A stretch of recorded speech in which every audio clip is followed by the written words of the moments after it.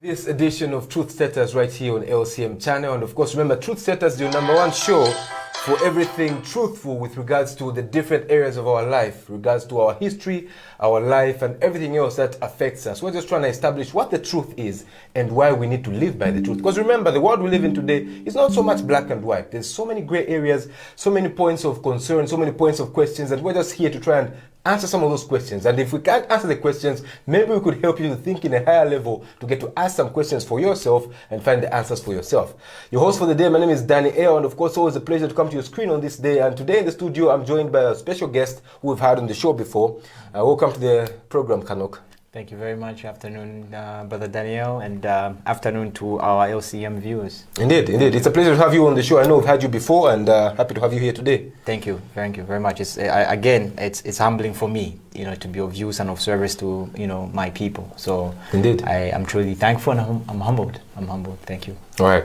So Brother Chanock is actually the jurisdictional head for the African Hebrew Israelites of Jerusalem here in Lusaka, and this is just simply a community of people that are living a life of spirituality and just learning about history and productivity. So I had some interaction with him, and I felt inspired to bring him to this platform to just get to also teach out the masses through this channel. And of course, we're also live on our Facebook page. Thank you so much for the love that we're seeing on the Facebook page. And remember that you can be a part of this discussion simply by putting your question in the comment box, and then we're going to be able to address it. So in the subsequent, the previous editions of the show, we spoke about issues around life, around history. But today we're going to be talking about issues around health and well-being. So we have themed today's discussion as the truth about health. So what is this thing about health? We hear these things about health, healthy living, healthy food, exercising and all those things. But what really is this health? And is there a way that we could get to, perpetuate this health for the benefit of our lives? Because I do understand from a very fundamental level that for you to enjoy any manner of productivity, you need to be first and foremost alive and well. So that's what we're going to be talking about today, to get to establish some of the practical things that you can do to be able to be healthy and productive. So first things first, Chanock, from a personal basis, what does health and well-being mean for you? And maybe you could also share a bit about your own personal experience navigating the waters of health and well-being. Okay, thank you. But first and foremost, allow me to first give all honor and praises to the Holy One of Israel, and to our anointed spiritual leader, Preventive Ben Israel, who is the father of the African Hebrew Israelite nation at Jerusalem. And also I'd like to give my humble thanks and gratitude to the wonderful people of Zambia for, tuning into this very special presentation, and as well to the LCM team for welcoming me back. So, good question, personal question concerning health. My personal health journey. I'm an African Hebrew, and I'm part of a community called the African Hebrew Israelites of Jerusalem. And we have the center of our community is in Dimona, Israel. In the country Israel today, and we have been practicing veganism as a diet and a lifestyle, and also as part of our preventative health approach for the last 50 plus years since we returned back to the land of Israel, to the land of our fathers. And so me personally, my personal journey began way back in 2008. Is when I started to become conscious of my diet and my health and what the relationship between those two were. And in fact, I attribute my dietary lifestyle to my spirituality as an Israelite and as a Hebrew. So for me, I've been a vegan for plus minus, I would say for 10 years plus. Wow, that's a whole decade. Yes, a whole decade. Yeah. So. I've had a very good experience so far, and it's been a very revelatory type of lifestyle for me, because for the first time in the longest time, I had to rediscover my relationship with food. I had to revise and develop a new kind of relationship with the food that I ate, because I had to start thinking about what I was putting into my body. And so that has, yielded some very positive health benefits for myself. Okay. Yeah. A couple of interesting points that you've put out in those opening remarks. You spoke about, we're going to talk about the relationship about food and what we put into our bodies, because sometimes you feel like as long as it tastes good, I can eat it, Right. you know, I can eat as I please. So we'll get into that. But you mentioned something interesting. You said preventative health. Right. And that led me to think about the current health systems we have, and these seem to be more curative. They say, we've got the medicines for everything. Right. You could go out there, get whatever disease you want, and we'll cure it. But you're talking about preventative health. So just shed a bit more light about that. True. I mean, like you are what you eat. You know, and for the longest time, I think humanity has always, especially indigenous communities and cultures, have always understood that there was a relationship between the food that the people ate and the general well-being of a community or society, from an individual perspective to a community or collective angle.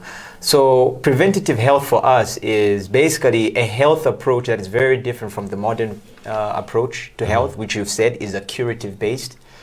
What is the difference? Well, a curative based lifestyle or a curative based health approach is seeking to cure a problem, seeking to cure a disease that has already been, Has taken root. Preventative health lifestyle is preventing, or is lifestyles that will, when you put them to practice, will prevent any type of sickness, or most type of the common sicknesses today from taking root, therefore eliminating the need for finding a cure. As the old adage goes, prevention is better than cure. Prevention is better than cure. Right. So we took steps as a community, as I said. I'm not a vegan in isolation, and I don't practice my health in isolation. Health is a very holistic approach, as we'll discuss more on the angle. But that's essentially the most simplistic way we can put them, is to say preventative health lifestyle are lifestyles that will prevent the onset of diseases. From not just from what you're eating, but what you're wearing, and even how you think, and all of those things, they do matter where health is concerned. So we have taken we've picked up certain behaviors, for ourselves as a community that we feel will provide us with optimum, if not perfect, health. Okay, awesome. And of course, in case you're just joining us, this is today's edition of Truth Setters right here on LCM channel. And today we're talking about all things with regards to the truth about health and well-being. And thank you so much for the love we're seeing on our Facebook page. Shout out to Kasim Kiria, who comes to and says hello. Hello to you too, Kasim. Hello. And of course, looking forward to so many more comments. Please let us know where you're watching us from, and just drop all your comments in the comment box. If you have any questions that we could address, please put them on the comments, or any other contributions that you may have, and we'll be pleased to read them out right here on the show. So moving on, we've spoken about health and well-being, and the benefit about the relationship between what we do and our well-being. Right. So could we also talk about what are the different areas about health and well-being? Because as a human being, there's different areas of your life. Right. So what are some of these different areas of health and well-being that we could identify? Well, to be honest, health permeates through every area of your life. So health is a fundamental. As a matter of fact, in our community, we have a saying to say your health is your greatest wealth. The greatest asset of a nation are its people. That's the number one value, and the asset are its people. And the greatest asset a people can have is their wealth. So, as their wealth is their health, rather. So health permeates through every element, through whether, it be the physical, the mental, emotional, the spiritual, the financial, because when you get sick, they might say healthy living is expensive, but what's more expensive? Bills from the hospital when you're sick, and when you can't afford them. That's twice as expensive, and obviously the bill that you have to pay when you have to endure the disease, which is a dis-ease, when your body's at dis-ease. It's not disease, it's dis-ease. It's a dis-ease of the body. And, they just refer to it as a disease, but all of that. So health permeates through every facet of your life. There can be no area that you cannot be health conscious about, even if it's your professional working environment, for example. You could have a toxic relationship with your work environment. That could be affecting your overall health and well-being. So what kind of careers or what kind of pursuits of careers are we encouraging ourselves to pursue? If we're making money the ultimate goal, go get that paper, as the young ones say. Secure the bag. Secure the bag. All of those things come with their own, they come with their own complications. It takes a toll on your health and your mental well-being, because you have, for the most part, to detach yourself from the rest of your people and your community, which, puts you in an isolated environment that plays on your mental health. So all of these areas play a key role in your overall experience of health and well-being. All right, awesome. So in some of our previous discussions, we spoke about matters around the Bible, and I think our previous conversation was actually about the truth about the Bible, and we delved into all those matters around the Bible. So my interest is with regards to, can we find some guidance about health and well-being, practically in the Bible? Because today, the way we look at the Bible is almost like it's a book that is read in the churches and I walk away and that's it. I could have an application on my phone and stuff like that. But there are some practical instructions that could, safeguard our health and well-being from a biblical perspective. Yes. As a matter of fact, like I said, we are Hebrew Israelites. And of course, for us, the Bible plays a very fundamental, the Hebrew scriptures, if I may be more accurately identify more accurately, they play a fundamental role in our day-to-day lives for us as Israelites. And we find that from the very beginning, from the very first pages of the Bible, the Genesis, we find instructions being given unto man concerning his dietary standards, prior to the fall of the Adamic civilization, as we refer to them. You will find in the first book, Genesis, in the first chapter, the 29th verse, there was instructions given to there, and it read to say that, and I shall give you every herb bearing seed, and the fruit of every seed bearing tree, to you it shall be for meat, and so we find that the first human beings, or that were those that were created in the image and likeness of the Creator, their first dietary standard was that of 100% plant-based. They were vegans. If we have to put it in a contemporary, modern term, they were vegans. They were plant-based. They were a plant-based society.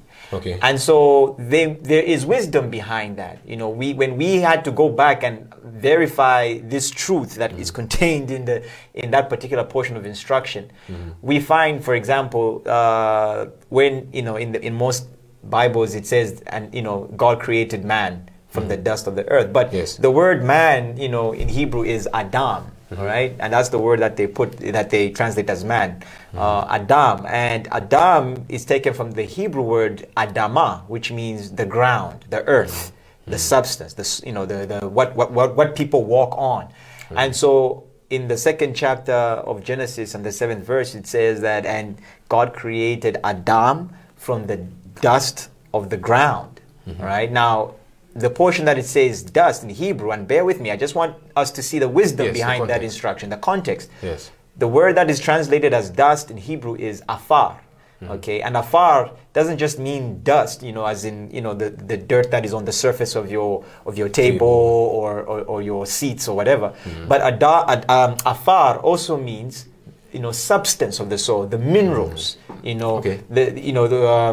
so when you look at the soil, you will find that the soil contains minerals. It contains iron, it contains potassium, it contains calcium, it contains manganese, copper, etc., etc.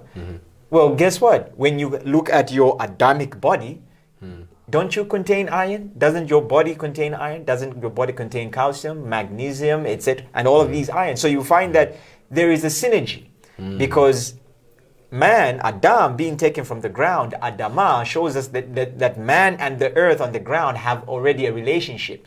And to verify this, then you also find that the contents that are found in the soil are also found in your body. And so the Creator, in His infinite wisdom, gave you access to those minerals and those soils through plants. Because if you needed iron, you didn't need to go and hack off a piece of iron and begin to chew on it and masticate. Your dental structure is not created for such a purpose. But to give you iron, he would cause the plants to pull that iron from the soil, and when you eat those plants, you replenish the iron in you. And so, and again, that food, those plants, they come with a regenerative formula. The difference being that when you regenerate, you restore You know, you replace in a sustainable manner. It does not take away from you. No one dies of a heart attack after eating too many apples. As a matter of fact, they say an apple a day keeps the doctor away. Right. Okay. You know, but how many heart attacks have we been seeing as a result of eating the wrong kinds of foods today? Wow. Right. So we took that extraction from the scriptures, and because it bears it lays everything, it projects the future of what we would have to begin to do if we have to revive or go back to perfect health statuses. We have to go back to that Genesis instruction, you know, of all the trees, you know, eat the ones with the seed and the ones with the fruit, you know. So that would be for us where we draw our inspiration. Awesome. You know, mind-blowing stuff, you know, mind-blowing stuff. And for me, I'm learning, you know, about the minerals in our bodies and the minerals in the earth, you know. So we get the minerals from the earth through the plants that we eat. So awesome stuff, I mean, the earth is over 70% of the earth is water. Over 70% of the body is water as well. You That's know, no coincidence. you have more, you know, you have more water in you than you do have flesh.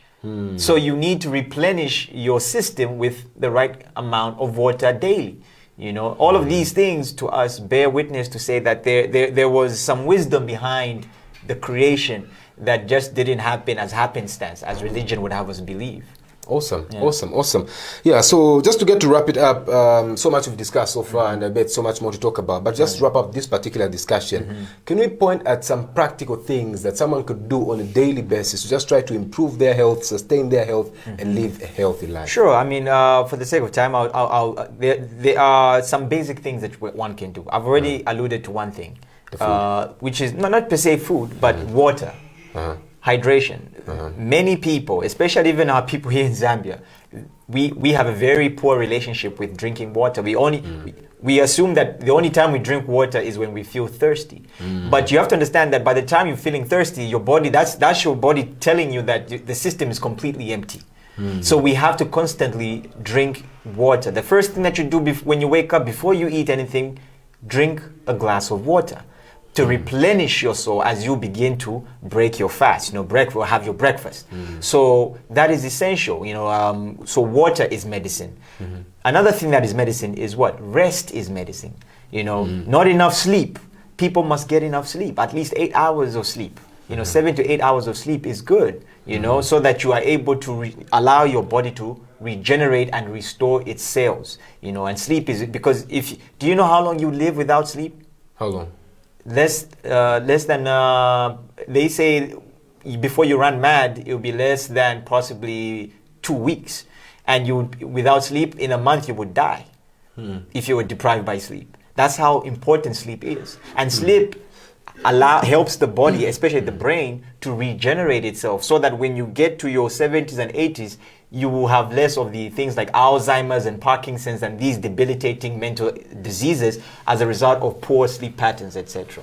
So those are one thing. And of course, diets, you know, eating more fruits, eating more vegetables, etc. These are very good. Do not look down on your chimpapilas. Do not look down on your katapas. Do not look down on your chihuahuas. Those are essential, especially when you eat local vegetables. Avoid eating imported foods too much, because food that is often imported often carries a lot of preservatives, a lot of pesticides, etc., so that it can continuously look fresh on the shelf.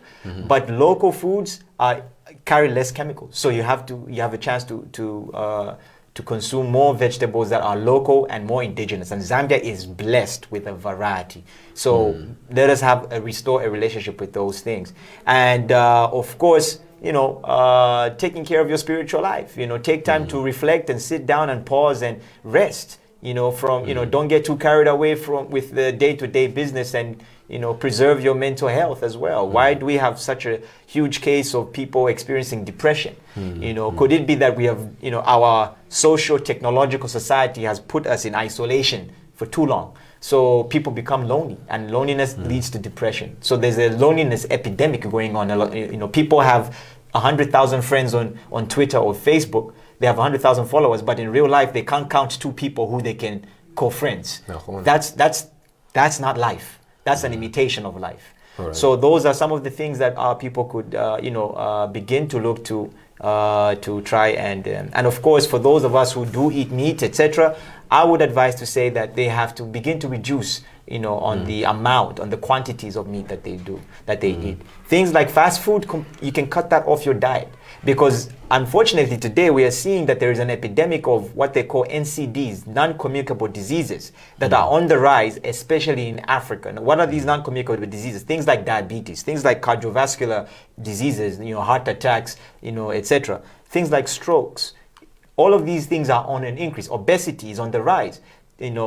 These are all as a result of lifestyle diseases, poor lifestyle choices. You would not, in my closing, you would not put, junk fuel in your automobile. As a matter of fact, drivers that drive would know to say, if your car runs on petrol, you will not put diesel. If your car runs on diesel, you will not put petrol. Okay. And you would definitely not put any type of junk fuel in your vehicle. But how is it that this vehicle that you carry every day, this priceless vehicle that you've been given, you are able to put junk into it, and you're comfortable with that? When the name is written in the proof is in the pudding, they literally tell you you're eating junk. They call it junk for a reason, because it's nothing but junk. And all it gets you is fat, addicted, and sick in the long run. So these are things that our people can begin to do on a practical day. And I know I said in my closing, but finally, exercise. Do not underestimate at least 30 minutes minimum of exercise until you're sweating. That would drastically reduce your susceptibility to some of these health problems that we've discussed. Okay, thank you so much, Chanock, for coming through to today's edition of Truth Setters. Thank you so much. Thank you so much, LCM team and our audiences out there. Indeed, and I hope that the audience has learned one or two things about health and living. And remember, we could keep the conversation going. Post your comments on this stream when you see it, and we'll be able to, address it on the subsequent editions of Truth Setters that we'll have. So I hope that you learned one or two things from the discussion we had today, and then we'll see you next week. Until then, my name is Daniel. Stay blessed and have a wonderful day ahead.